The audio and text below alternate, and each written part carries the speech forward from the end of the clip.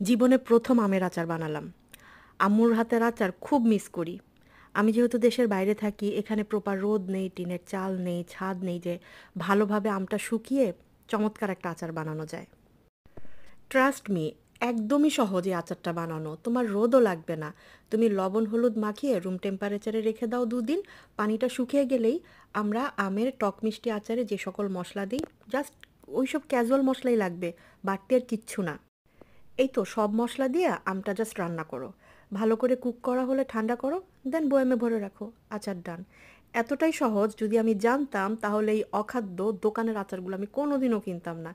এত লবণ থাকে ওই আচারগুলোতে, মানে কিভাবে খায় মানুষ আমি জানি না। তবে আমি খুব হ্যাপি যে আম্মুর হাতের মতো করে কাছাকাছি বানাইতে পারছি। আসলে মারা যেভাবে রান্না করে, মাদের হাতে তো জাদু থাকে। ওই জাদু তো আর আমরা আনতে পারবো না। তাই শতভাগ আম্মুর মতো মজা হয় নাই, তবে